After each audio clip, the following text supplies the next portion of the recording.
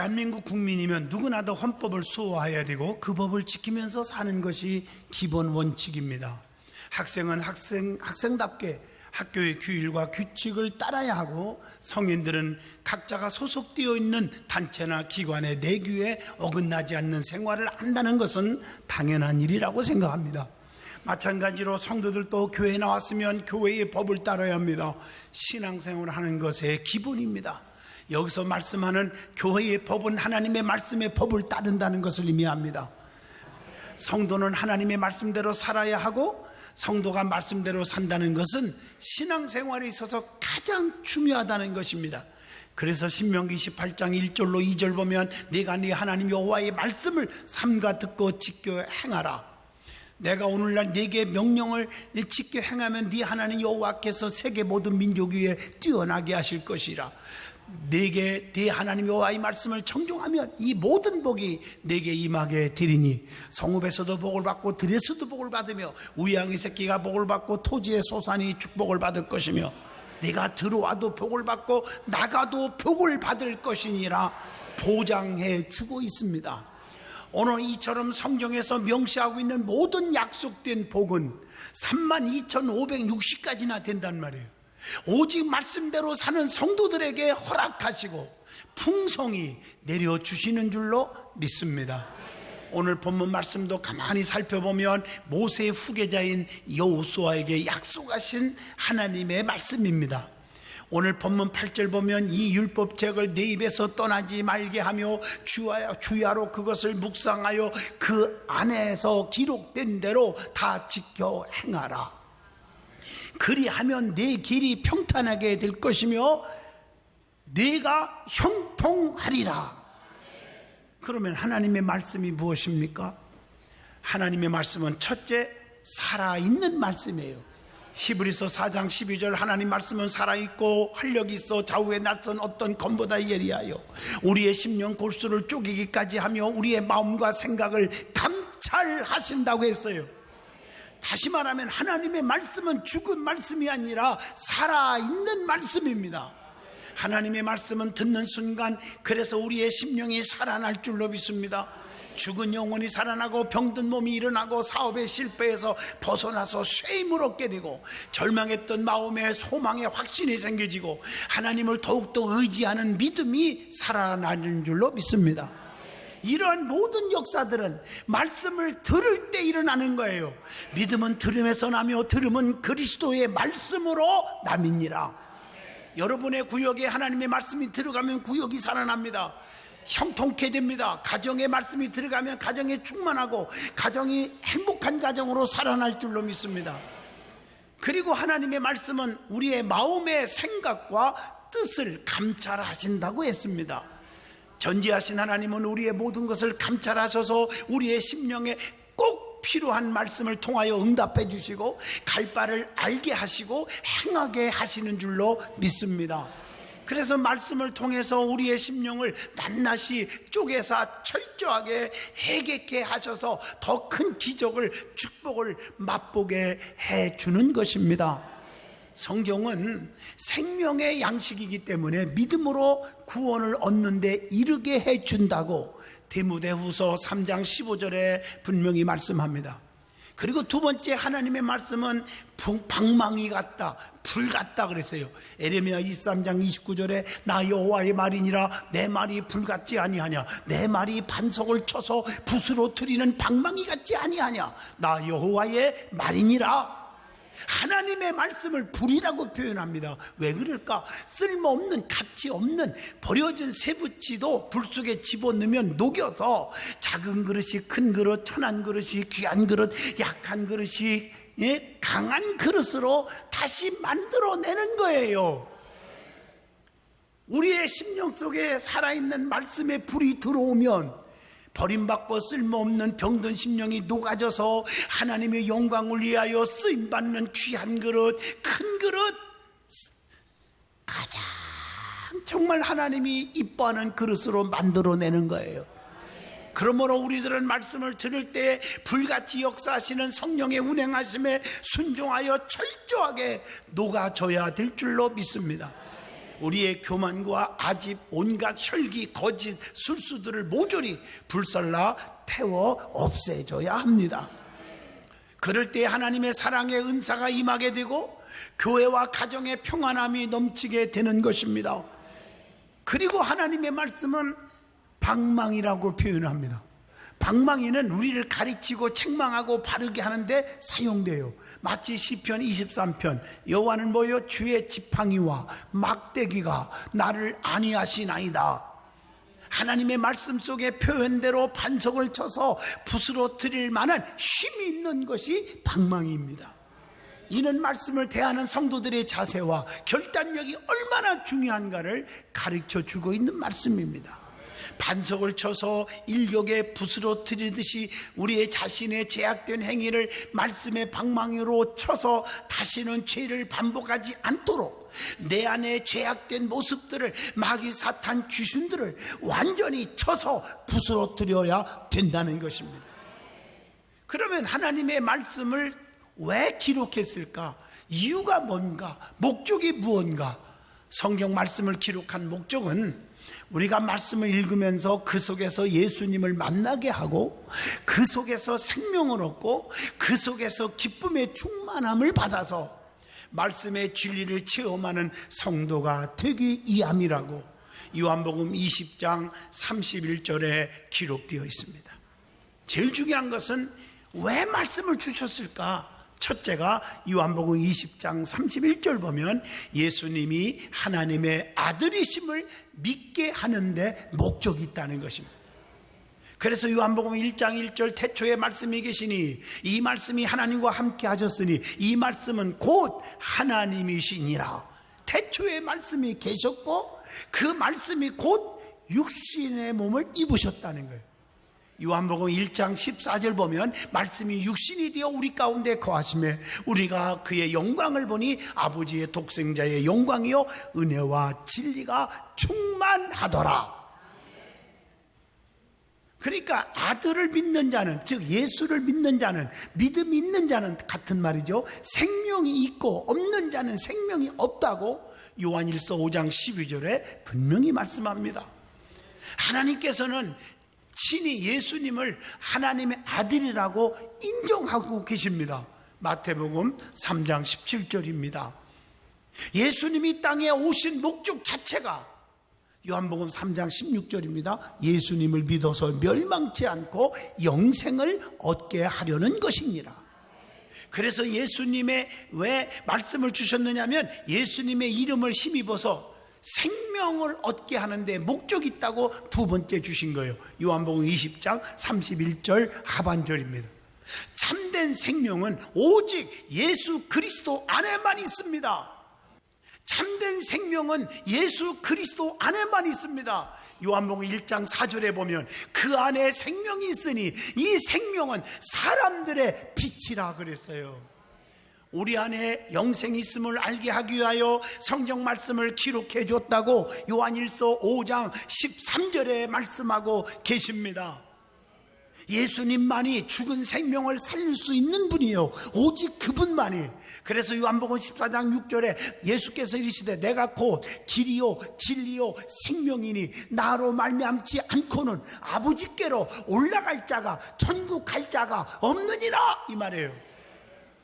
예수님께서 오신 목적 자체가 생명을 풍성히 얻게 하려는 데 있다고 말씀해요. 요한복음 10장 10절 보면 도둑이 오는 것은 도둑질하고 죽이고 이단들 안티들 말하는 거예요. 멸망시키는 것뿐이요.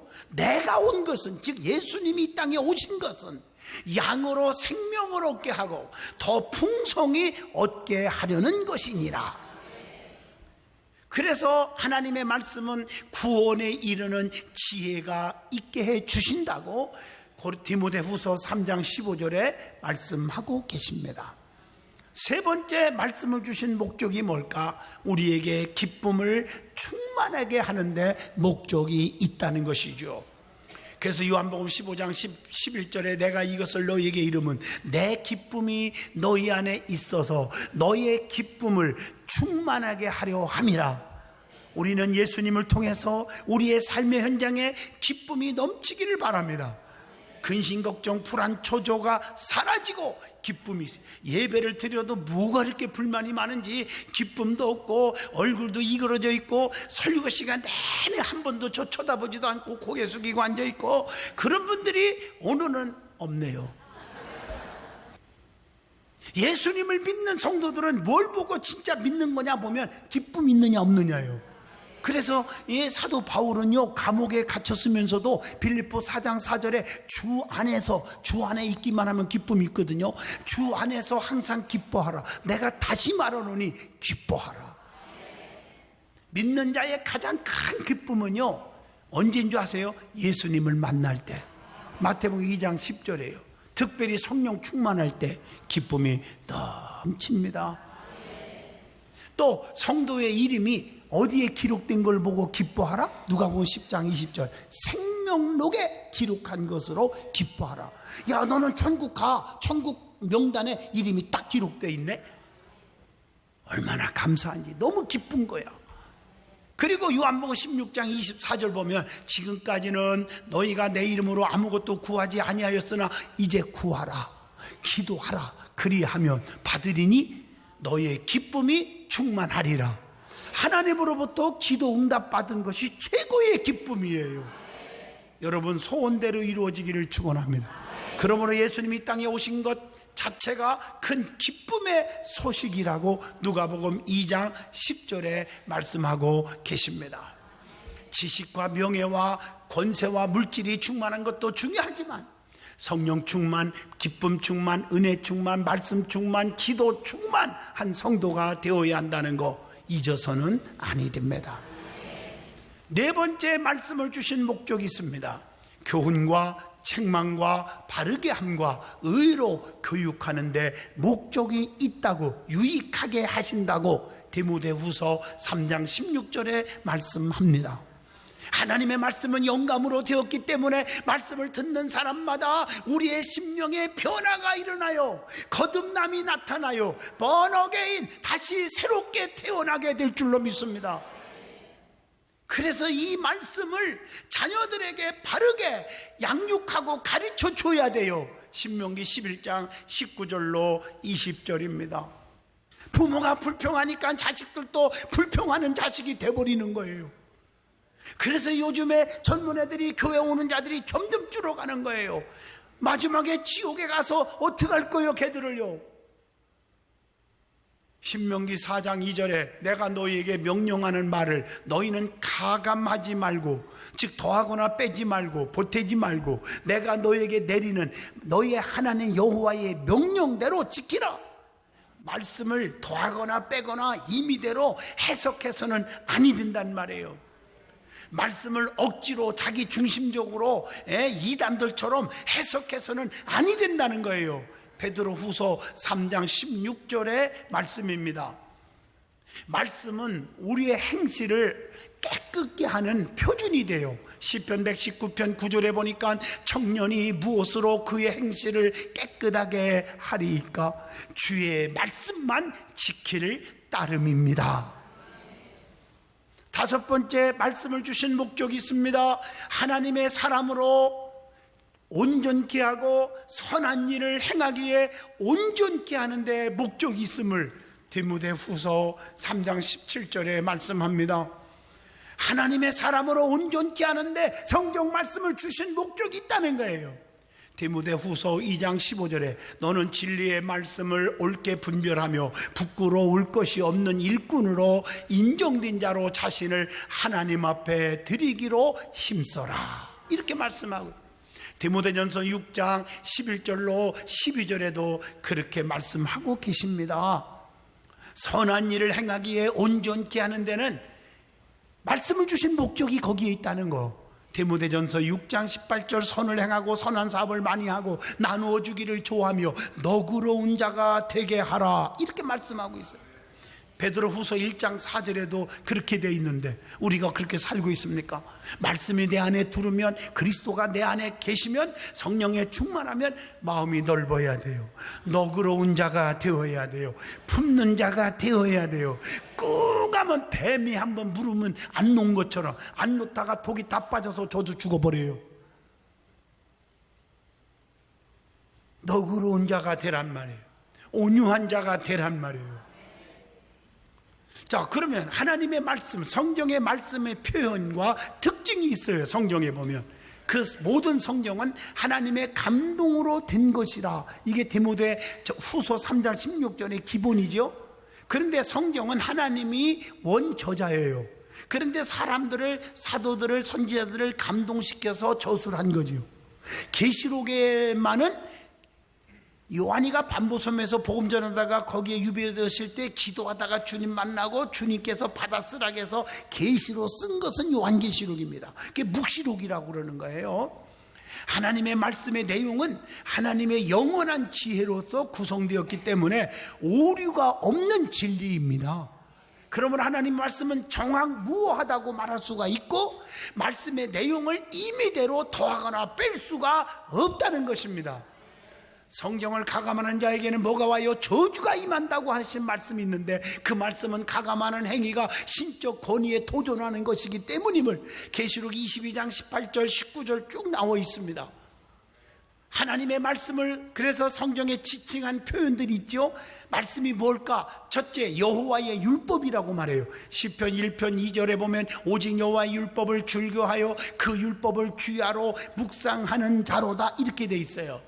또 마태복음 22장 29절 보면 너희가 성경도 하나님의 능력도 이런 표현을 보면 성경이라고 표현되어 있기도 하고 또 에베소 1장 13절 보면 그 안에서 너희도 진리의 말씀 곧 구원의 복음을 듣고 그 안에서 또한 믿어서 약속의 성령으로 인치심을 받았으니 구원의 복음이라고 말하고 있어요.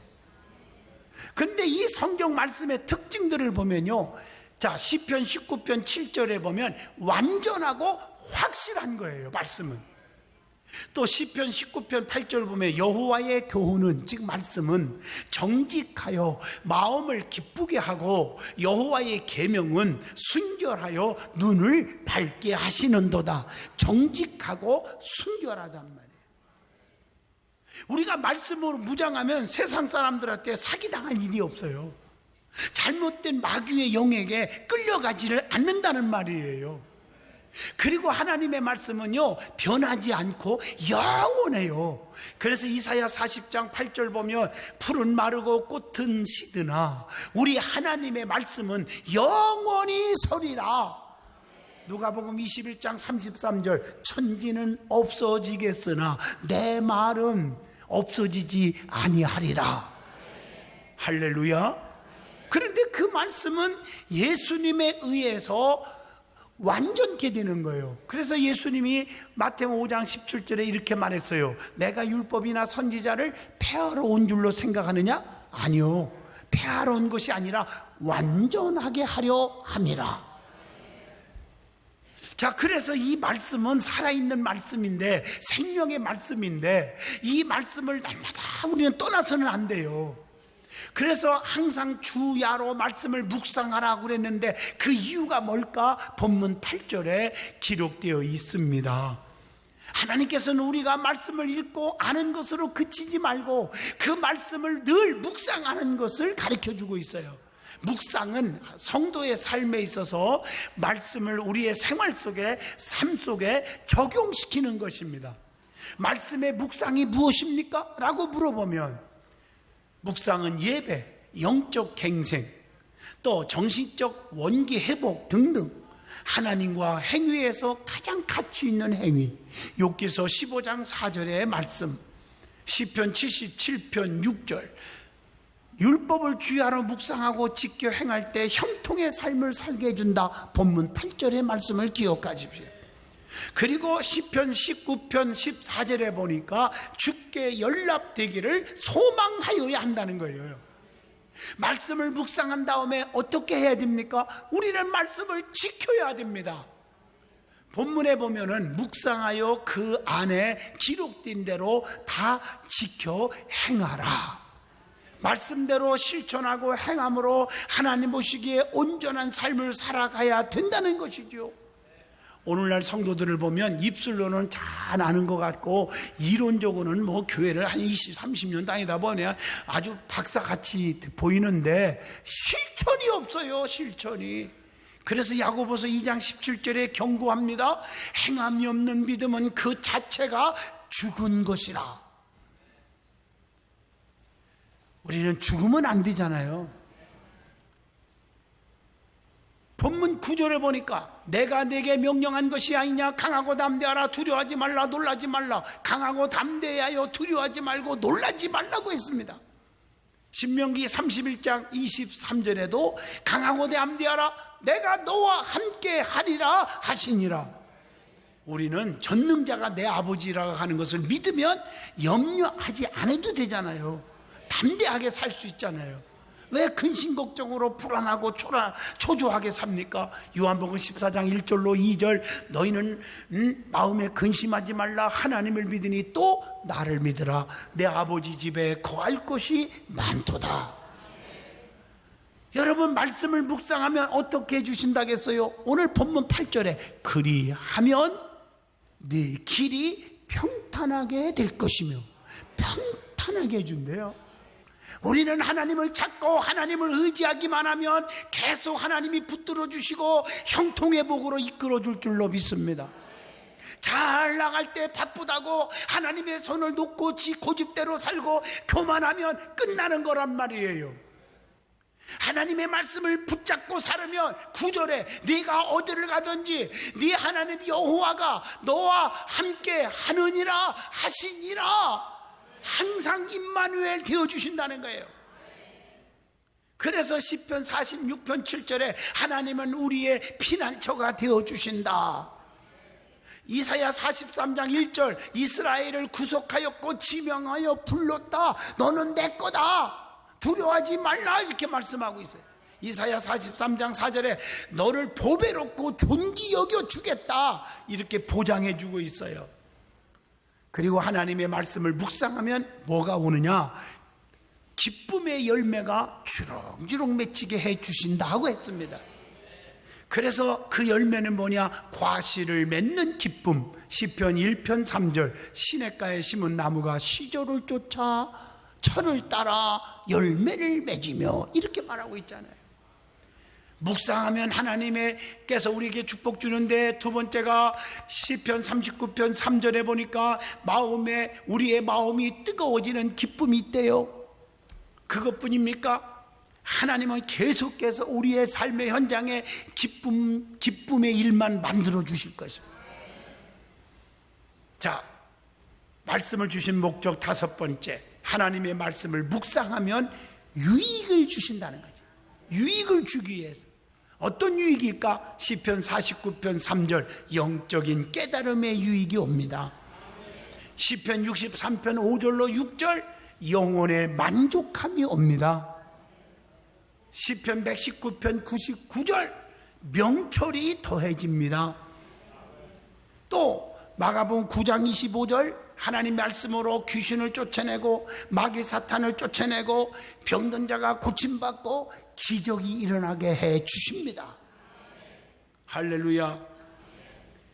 그래서 우리 예수님께서 말씀이 얼마나 중요한지 마태복음 4장 1절로 11절에 마귀의 유혹이 왔을 때 사람이 떡으로만 살 것이 아니라 하나님의 입으로 나오는 여호와의 말씀으로 사면이라 기록하였으되 주 너희 하나님을 시험하지 말라. 예수님도 말씀의 무기를 가지고 물리친 줄로 믿습니다. 우리가 말씀이 얼마나 중요한지 아십니까? 결론입니다. 하나님께서는 오늘도 우리가 주의 말씀을 주야로 깊이 묵상하고 살기를 원하시고 계십니다. 말씀을 이론적으로만 아는 게 아니에요. 마음판에 새기고 실천하는 것이 중요합니다. 그리고 말씀을 들을 때, 말씀을 읽을 때 주의할 점은 먼저 기도를 하여야 합니다. 왜냐하면 하나님 말씀은 하나님의 계시이기 때문에 말씀을 읽다가 깨달게 해주셔야 되기 때문에 하나님 앞에 기도해야 돼요. 누가복음 24장 45절의 말씀입니다. 하나님의 말씀을 깊이 들어가 보면 하나님의 뜻과 섭리가 분명히 있어요. 그것을 찾아내는 것이 은혜요 지혜입니다. 그래서 하나님의 말씀은 지정의가 있는 거요. 제대로 알아야 돼요. 정 알았으면 깨달아야 돼요. 의 깨달았으면 결단하여야 되는 것입니다. 하나님의 말씀이 그렇게 중요한 거예요. 점점 세상이 악해져 가고 있는 이때에 말씀으로 무장하면 누구도 악한 영도 덤비지 못할 줄로 믿습니다. 그래서 말씀을 사모하란 말이에요. 누누이 말씀드렸지만 말씀은 세 가지. 말씀하면 첫째 기록된 말씀, 두 번째 오신 즉 나타나신 말씀 예수 그리스도, 세 번째 선포되는 말씀 주의 종이 설교하는 거. 다 기적이 일어나잖아요. 그래서 말씀 읽는 자가 복이 있고 듣는 자가 복이 있고 지키는 자가 복이 있도다. 또 오신 말씀 예수 그리스도, 말씀이 육신이 되어 이 땅에 오신 거예요. 그분이 가는 곳마다 다 기적이요. 죽은 자가 살아나고 병든 자가 일어나고 문제가 해결되고 사업에 성공하고, 그 다음에 선포되는 말씀, 에스겔 골짜기 해골바가이들에게 에스겔 선지자가 말씀을 대언했어요. 즉 설교를 했어요. 살이 붙어라, 가죽이 붙어라 선언할 때 그대로 살아 움직이는 군대가 되어버렸습니다. 주의 종들이 말씀을 전할 때 여러분들이 존경하는 마음으로 따라줘야 돼요. 근데 말씀 들을 때 억지로 마지못해서 앉아있고 무슨 복이 오겠습니까? 나 자신이 겸손해야 돼요. 선포한 대로 되는 거예요. 받아들이면 축복이 있으라 그대로 되는 거예요. 하나님은 책임져 주실 줄로 믿습니다. 말씀이 풍성하기를 바랍니다. 말씀으로 무장되기를 바랍니다. 그래서 주야로 말씀을 떠나지 말고 지켜요. 우리 아버님이 우리 집에 10남매를 불러놓고 매일 가정예배 싸면서 말씀을 외우고 읽고 한 이유가 오늘날 제가 깊이 복받는 이유 중에 하나였음을 깨닫고 있습니다. 여러분의 가정의 말씀으로 무장시키기를 바랍니다.